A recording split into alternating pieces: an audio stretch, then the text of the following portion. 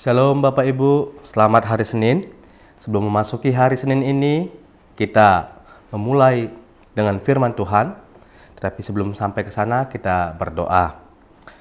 Kasih karunia dan damai sejahtera dari Tuhan Allah Bapa kita dan dari Tuhan Yesus Kristus menyertai kamu. Amin. Bapak Ibu, firman Tuhan, renungan hari ini tertulis dalam Yohanes 20 ayat 29. Demikian firman Tuhan dalam bahasa Batak. Jadi didok Jesus ma tu ibana, ala di idaho au ubahen nagabe porseaho, martua ma akana porsea, atik pe so di ida. Kata Yesus kepadanya, karena engkau telah melihat aku, maka engkau percaya. Berbahagialah mereka yang tidak melihat, namun percaya. Bapak Ibu saudara-saudari yang terkasih dalam Tuhan Yesus Kristus, ketika kita berbicara tentang iman dan keraguan, tentu kita mengarah pada satu tokoh, yaitu murid Yesus yang bernama Thomas. Orang sering menyebutnya dengan Thomas yang ragu-ragu. Namun Bapak Ibu, sesungguhnya Thomas bukan lambang dari kelemahan iman, tetapi ia justru bukti iman yang hidup.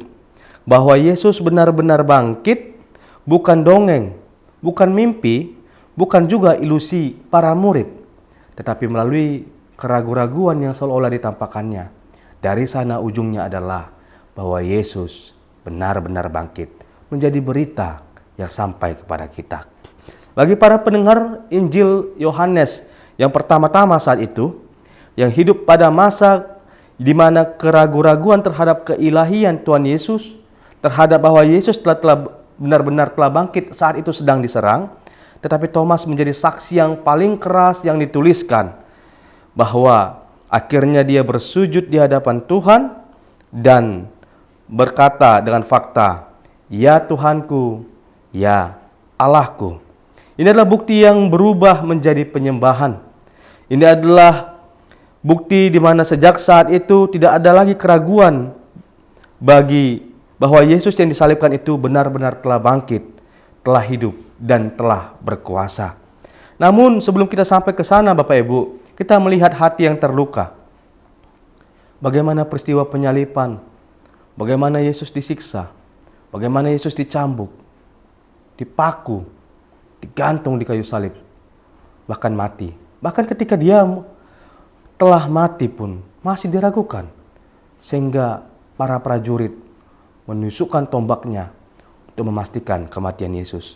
Ini menjadi trauma yang sangat mendalam bagi para pengikut-pengikut Kristus, bagi orang-orang yang selalu bersama dengan Yesus, melihat sosok yang paling dikaguminya, harus menahan semuanya dan akhirnya mati. Thomas bukan tidak mau percaya Bapak Ibu. Ia hanya terluka oleh kehilangan terhadap guru yang paling dikasihinya.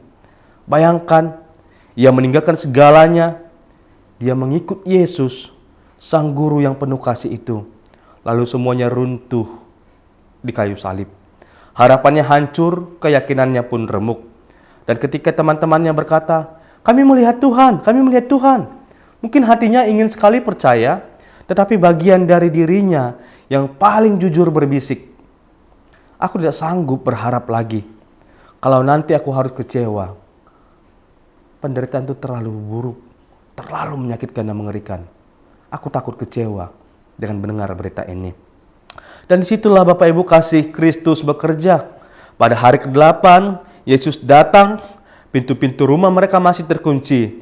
Sebab seperti hati kita yang masih takut dan ragu, tertutup rapat, namun tak ada satupun kunci yang dapat menahannya.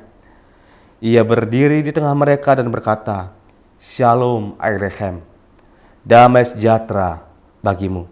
Dan perhatikan Bapak Ibu, Yesus tidak basa-basi menyinggung sana sini A dan B. Ia berkata, "Bagaimana kabar kalian?" Enggak, bukan itu menjadi katanya.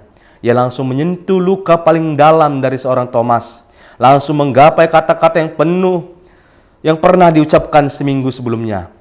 "Taruhlah jarimu di sini, lihatlah tanganku, cucukkanlah tanganmu ke dalam lambungku. Jangan tidak percaya lagi, tetapi percayalah." Yesus tahu isi hati Thomas. Ia tahu di mana keraguan berdiam. Ia tidak mempermalukan Thomas, tetapi memulihkan, menyembuhkan Thomas. Tidak dengan argumen-argumen, tetapi dengan kehadirannya yang hidup. Di dunia Thomas ketika menjadi berhenti, ia tidak lagi butuh bukti, ia tidak lagi membutuhkan untuk mencucukkan jarinya, karena ia sudah melihat dengan mata hatinya sendiri. Ia melihat bukan luka, tapi yang dilihatnya adalah kasih Kristus itu. Bukan bekas paku, tapi pengampunan yang memulihkan.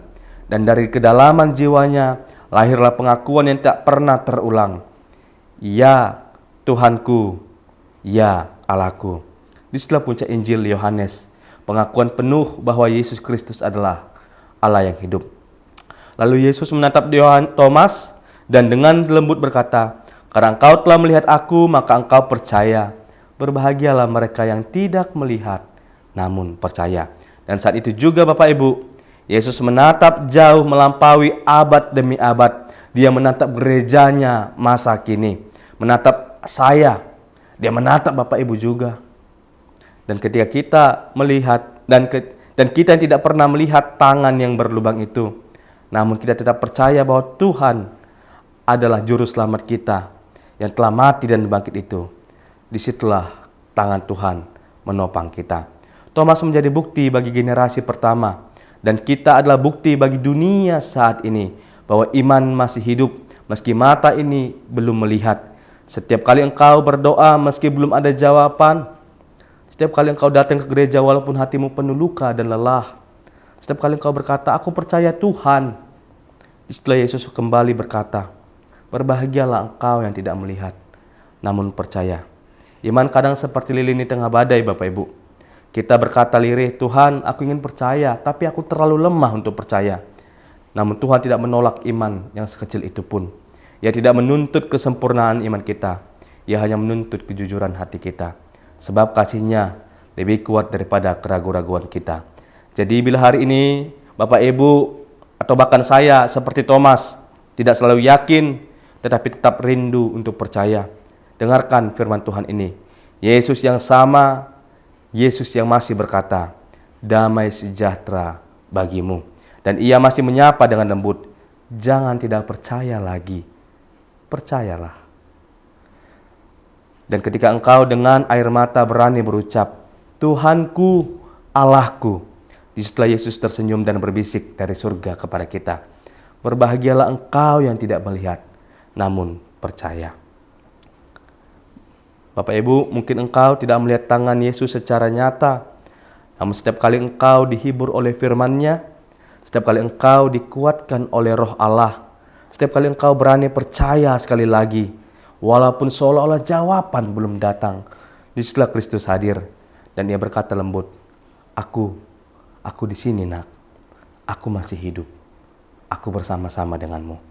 Engkau berbahagia karena engkau percaya. Selamat menjalani hari Bapak Ibu, dan Yesus Kristus menyertaimu. Yesus yang telah mati namun bangkit dan hidup. Amin. Kita bersatu dalam doa. Kami bersyukur Tuhan ketika firman-Mu menyentuh kami. Ketika iman kami bertanya-tanya, di manakah Engkau? Mengapa ini bisa terjadi? Tapi kami tahu Engkau sedang merangkai jalan yang besar untuk menjadi keselamatan bagi kami. Iman kami kadang terlalu lemah Tuhan untuk menunggu dan menanti-nantikan, melihat jawaban-jawaban dari keraguan-keraguan kami. Tapi kami tahu Tuhan selalu hadir dan memulihkan kami melalui Roh-Mu di dalam firman-Mu, termasuk melalui firman hari ini, sehingga kami boleh dipulihkan kembali dan dikuatkan melalui iman kami kepadamu. Maka biarlah Roh-Mu tetap menyertai kami Tuhan, memberkati kami dan memberangkatkan kami untuk segala aktivitas, pekerjaan, pelayanan, bahkan masalah-masalah yang kami harus lalui pada satu hari ini. Biarlah senantiasa Tuhan, kami menjadi anak-anak-Mu yang percaya ketika kami tahu bahwa Yesus Kristus benar-benar telah bangkit. Dengarlah doa kami Tuhan, yang kami sampaikan melalui anak-Mu, Tuhan Yesus Kristus, Tuhan kami dan Allah kami. Kami berdoa. Amin.